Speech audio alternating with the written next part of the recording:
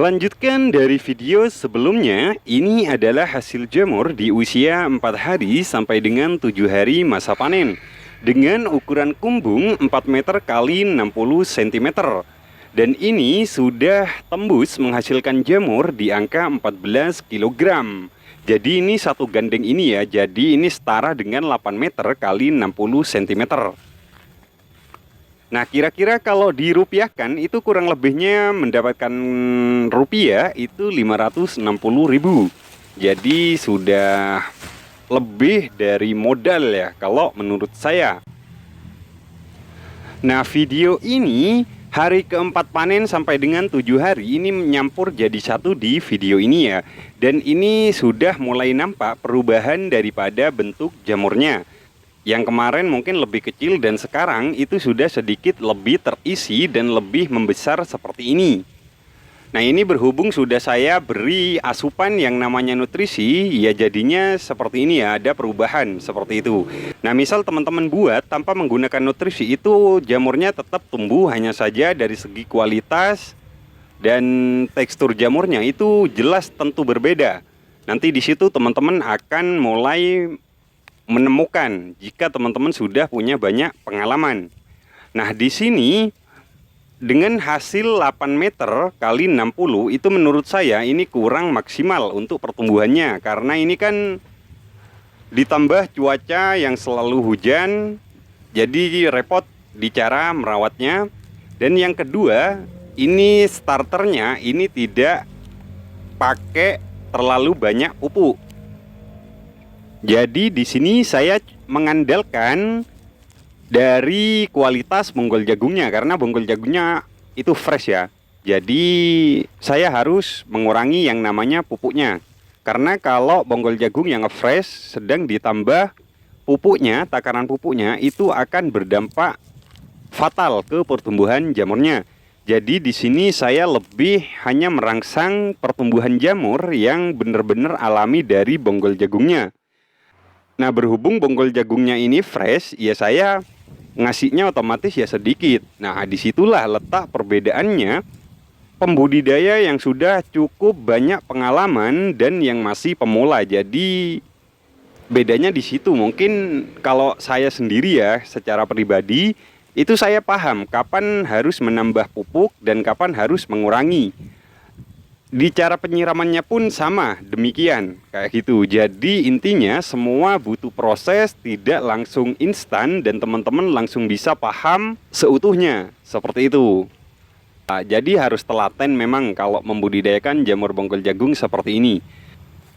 Karena gini ya, kalau misalkan bonggol jagungnya tidak fresh atau relatif lebih lama, itu ketika mengurangi takaran pupuk, itu pertumbuhan jamurnya itu tidak akan pernah maksimal seperti bonggol jagung yang fresh. Kayak gitu. Jadi ketika teman-teman bonggol jagungnya relatif lebih lama, itu mungkin bisa ditambah yang namanya starter atau pupuknya.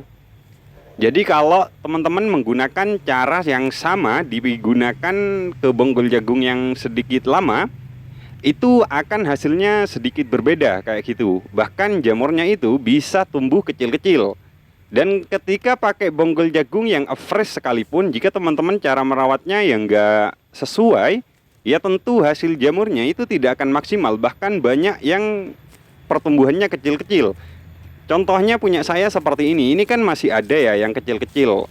Yang sudah membesar seperti ini sudah termasuk jamur utama yang sudah dirangsang menggunakan nutrisi, maka pertumbuhan jamurnya itu relatif lebih bisa membesar ya. Beda halnya ketika tidak dirawat menggunakan nutrisi, maka jamurnya itu akan tetap seperti ini. Nah, ini dalam arti ketika diberi nutrisi ini bukan menua ya, melainkan teksturnya memang bentuk jamurnya itu memang udah besar kayak gitu. Dan ini besarnya ini tidak harus nunggu sampai sore. Ini jam 10, jam 11 ini harus sudah dipanen. Bagaimanapun bentuk jamurnya. Jadi seperti ini. Ini sekalipun dipanen sampai sore, ini kemungkinannya lebih besar dari ini, tapi kualitasnya itu sudah jelas beda ya, seperti itu ya. Jadi kurang lebihnya Seperti itu ya perbedaan bonggol jagung yang fresh dengan yang bonggol jagung yang lama. Jadi perawatan dan cara pemberian starternya itu berbeda. Nah di sini teman-teman sekalipun nggak bergabung, yang punya keinginan bergabung di komunitas jadi bos, belum ada rezeki ataupun segala macam, ya teman-teman nggak usah berkecil hati lah. Intinya teman-teman tetap bisa mendapat manfaat di setiap video yang saya share, dan itu teman-teman bisa dimaksimalkan dengan sendirinya sampai benar-benar teman-teman semua itu mampu menghasilkan, setidaknya menghasilkan jamur yang layak lah untuk dipasarkan seperti itu. Karena sekalipun bergabung tapi teman-teman nggak tahu cara merawat medianya menumbuhkan jamur, ya ketika mau dirangsang pakai nutrisi, ya itu kan nutrisi kan tergantung bibit yang ada di medianya. Jadi ketika medianya itu rusak, nggak ada bibit jamurnya, ya apanya yang mau dirangsang, kan seperti itu. Jadi itu tergantung dari cara pembuatannya dan cara perawatannya. Nah bedanya yang bergabung itu kan langsung saya bimbing langsung sampai benar-benar bisa. Jadi melalui tahapan proses, tapi ya tetap saya bimbing sampai benar-benar bisa dan mendapatkan hasil yang sesuai dengan harapan.